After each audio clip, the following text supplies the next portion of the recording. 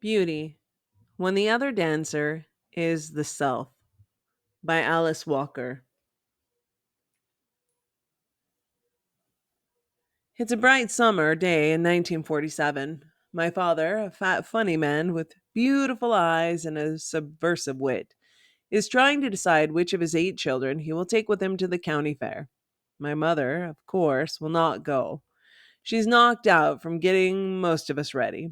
I hold my neck stiff against the pressure of her knuckles as she hastily completes the braiding and then the be-ribboning of my hair. My father is the driver for an old, rich, white lady up on the road. Her name is Miss May. She owns all the land for miles around, as well as the house in which we all live. All I remember about her is that she once offered to pay my mother 35 cents for cleaning her house, raking up piles of magnolia leaves, and washing her family's clothes. And that my mother, she of no money, 8 children, and a chronic earache, refused it. But I don't think of this in 1947. I'm 2.5 years old. I want to go everywhere my daddy goes. I'm excited at the prospect of riding in a car. Someone has told me fairs are fun, that there's a room in the car for only 3 of us.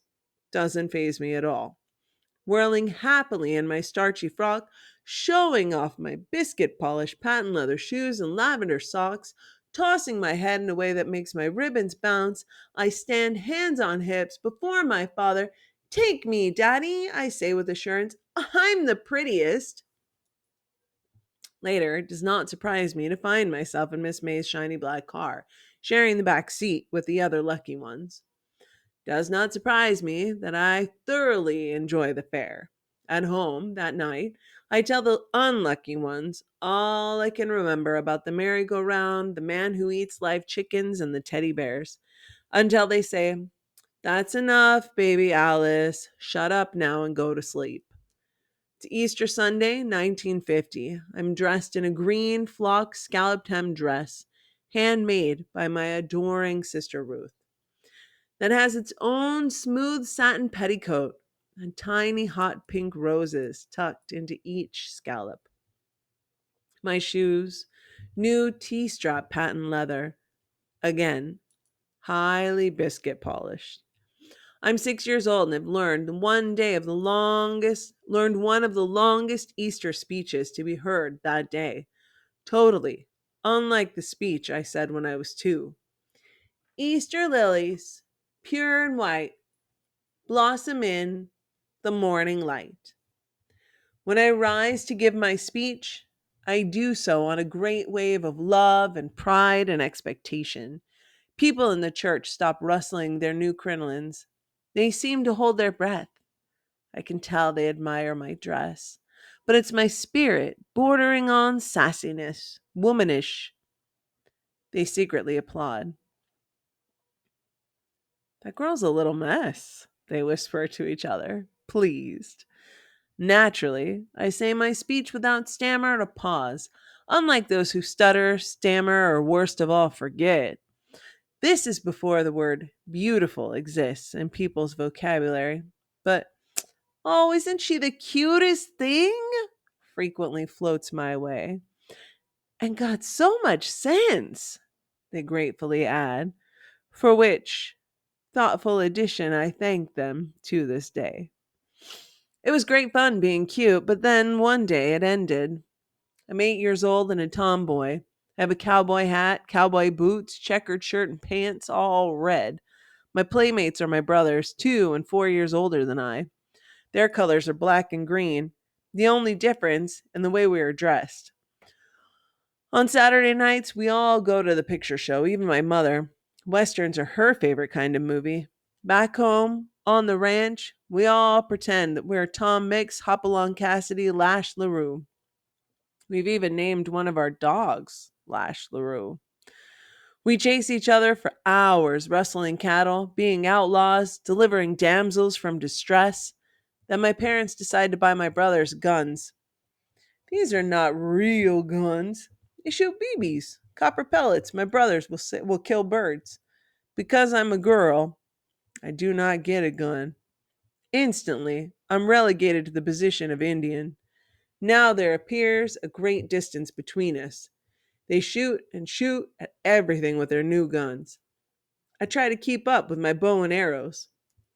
One day, while I'm standing on the top of our makeshift garage, pieces of tin nailed down across some poles, holding my bow and arrow and looking out towards the fields, I feel an incredible blow in my right eye. I look down just in time to see my brother lower his gun.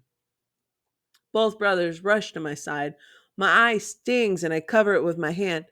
If you tell, they say, we'll get a whipping. You don't want that to happen, do you? I do not. Here's a piece of wire, says the older brother, picking it up from the roof. Say you stepped on one end of it and then the other flew up and hit you. The pain is beginning to start. Yes, I say. Yes, I will say that is what happened. I don't say this is what happened. I know my brothers will find out ways to make me wish I had. But now I will say anything that gets me to my mother. Confronted by our parents, we stick to the lie agreed upon. They place me on a bench on the porch, and I close my left eye while they examine the right. There's a tree growing from underneath the porch that climbs past the railing to the roof. This is the last thing my right eye sees. I watch its trunk, its branches, then its leaves are blotted out by the rising blood. I'm in shock. First, there's an intense fever, which my father tries to break using lily leaves bound around my head. Then there are chills. My mother tries to get me to eat soup. Eventually, I don't know how, my parents learn what happened. A week after the accident, they take me to see a doctor. Why'd you wait so long to come? He says, looking into my eye and shaking his head. Eyes are sympathetic, he said. If one is blind, the other will likely become blind too. This comment of the doctor's terrifies me, but it's really how I look that bothers me the most. Where the BB pellet struck, there's a glob of whitish scar tissue, a hideous cataract on my eye. Now, when I stare at people, a favorite pastime up to now, they will stare back. Not at the cute little girl, but at her scar. For 6 years, I don't stare at anyone because I don't raise my head.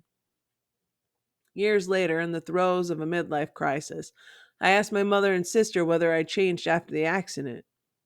No, they say, puzzled. What do you mean? What do I mean? I'm 8. I'm for the first time doing poorly in school, where I've been something of a whiz kid since I was 4. They've just moved to the place where the accident occurred. We don't know any of the people around us because this is a different county.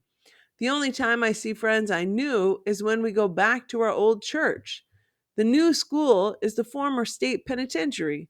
It's a large stone building, cold and drafty, crammed to overflowing with boisterous, ill-disciplined children.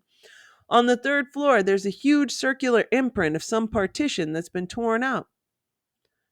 What used to be here? I asked a sullen girl next to me on our way past it to lunch. The electric chair, she says. At night, I have nightmares about the electric chair and about all the people reputedly fried in it. I'm afraid of the school, where all the students seem to be budding criminals. What's the matter with your eye? They ask critically. When I don't answer, I can't decide whether it was an accident or not. They shove me and insist on a fight. My brother, the one who created the story about the wire, comes to my rescue, but then brags so much about protecting me, I become sick. After months of torture at the school, my parents decide to send me back to our old community, to our old school. I live with my grandparents and the teacher they board. But there's no room for Phoebe, my cat. By the time my grandparents decide there is room, and I ask for my cat, she can't be found. Miss Yarborough, the boarding teacher, takes me under her wing and begins to teach me to play the piano. But soon she marries an African, a prince, she says, and is whisked away to his continent. At my old school, there's at least one teacher who loves me. She's the teacher who knew me before I was born and bought my first baby clothes. It is she who makes my life bearable. It is her presence that finally helps me turn on the one child at the school who continually calls me one-eyed bitch. That one day, I simply grab him by his coat and beat him until I am satisfied. It is my teacher who tells me my mother is ill. My mother is lying in bed in the middle of the day, something I'd never seen. She's in too much pain to speak. She has an abscess in her ear. I stand looking down on her, knowing that if she dies, I cannot live. She's being treated with warm oils and hot bricks held against her cheek. Finally, a doctor comes. But I must go back to my grandparents' house. The weeks pass, and I'm hardly aware of it. All I know is that my mother might die. My father's not so jolly. My brothers still have their guns, and I'm the one sent away from home. You didn't change, they said. Did I imagine the anguish of never looking up? I'm 12. When relatives come to visit, I hide in my room. My cousin Brenda, just my age, whose father works in the post office and whose mother is a nurse, comes to find me. Hello, she says. And then she asks, looking at my recent school picture, which I did not want taken, and on which the glob, as I think of it, is clearly visible. You still can't see out of that eye? No, I say and flop back on the bed over my book. That night, as I do almost every night, I abuse my eye. I rant and rave at it in front of the mirror. I plead with it to clear up before morning. I tell it I hate and despise it. I do not pray for sight, I pray for beauty. You didn't change, they say. I'm 14 and babysitting for my brother Bill, who lives in Boston. He's my favorite brother, and there's a strong bond between us. Understanding my feelings of shame and ugliness, he and his wife take me to a local hospital where the glob is removed by a doctor named O'Henry. There's still a small bluish crater where the scar tissue was, but the ugly white stuff is gone. Almost immediately, I become a different person from the girl who doesn't raise her head, or so I think. Now that I've raised my head, I win the boyfriend of my dreams. Now that I've raised my head, I have plenty of friends. Now that I've raised my head, classwork comes from my lips as faultlessly as Easter speeches did, and I leave high school as valedictorian, most popular student, and queen. Hardly believing my luck. Ironically, the girl who was voted most beautiful in our class, and was later shot twice through the chest by a male companion using a real gun while she was pregnant. But that's another story in itself. Or is it? You didn't change, they said. It's now 30 years since the accident. A beautiful journalist comes to visit and interview me. She's going to write a cover story for her magazine that will focus on my latest book. Decide how you want to look on the cover, she says, glamorous or whatever. Never mind glamorous, it's the whatever that I hear. Suddenly, all I can think about is whether I will get enough sleep the night before the photography session. If I don't, my eye will be tired and wander, as blind eyes will. At night in bed with my lover, I think up reasons why I should not appear on the cover of a magazine. My meanest critics will say I've sold out, I say. My family will now realize I write scandalous books. But what's the real reason you don't want to do this, he asks. Because in all probability, I say in a rush, my eye won't be straight. It'll be straight enough, he says. Then, besides, I thought you made your peace with that. And I suddenly remember that I have. I remember.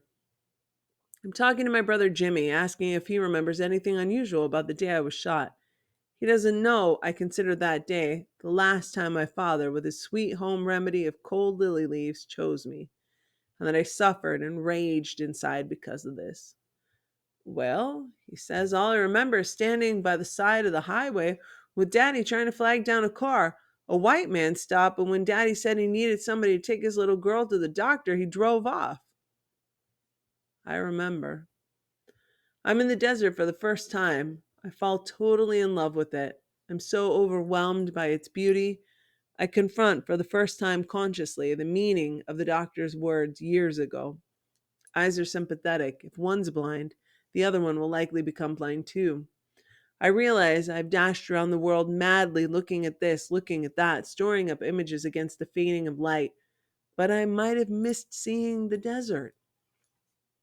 The shock of that possibility and the gratitude for over 25 years of sight sends me literally to my knees. Poem after poem comes, which is perhaps how poets pray on sight. I'm so thankful I've seen the desert and the creatures in the desert and the desert itself. The desert has its own moon, which I have seen with my own eye. There's no flag on it. Trees of the desert have arms, all of which are always up. That's because the moon is up, the sun is up, also the sky, the stars, clouds, none with flags. If there were flags, I doubt the trees would point. Would you? But mostly I remember this. I'm 27 and my baby daughter is almost 3. Since her birth, I've worried about her discovery that her mother's eyes are different from other people's. Will she be embarrassed, I think? What will she say? Every day she watches a television program called Big Blue Marble. It begins with a picture of the Earth as it appears from the moon. It's bluish, a little battered looking, but full of light with whitish clouds swirling around it. Every time I see it, I weep with love, as if it's a picture of Grandma's house. One day, when I'm putting Rebecca down for her nap, she suddenly focuses on my eye. Something inside of me cringes, gets ready to try to protect myself. All children are cruel about physical differences. I know from experience, and that they don't always mean to be is another matter. I assume Rebecca will be the same. But no. She studies my face intently as we stand, her inside and me outside her crib. She even holds my face maternally between her dimpled little hands. Then, looking every bit as serious and lawyer like as her father, she says, as if it may just possibly have slipped my attention, "Mommy, there's a world in your eye." As in, don't be alarmed or don't do anything crazy. And then gently, but with great interest, "Mommy, where did you get that world in your eye?" For the most part, the pain left then. So what if my brothers grew up to buy even more powerful pellet guns for their sons and to carry real guns themselves? So what if a young Morehouse man once nearly fell off the steps of Trevor Arnett Library because he thought my eyes were blue? Crying and laughing, I ran to the bathroom, while Rebecca mumbled and sang herself off to sleep. Yes, indeed, I realized, looking into the mirror. There was a world in my eye, and I saw that it was possible to love it. That, in fact, for all it had taught me of shame and anger and inner vision, I did love it. Even to see it drifting out of orbit in boredom or rolling up out of fatigue, not to mention floating back at attention and excitement, bearing witness, as a friend had called it, deeply suitable to my personality and even characteristic of me.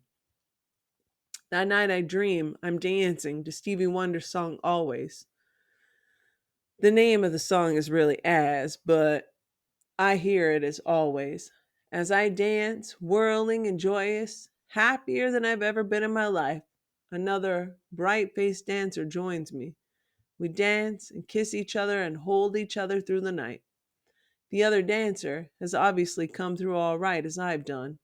She's beautiful, whole and free, and she is also me.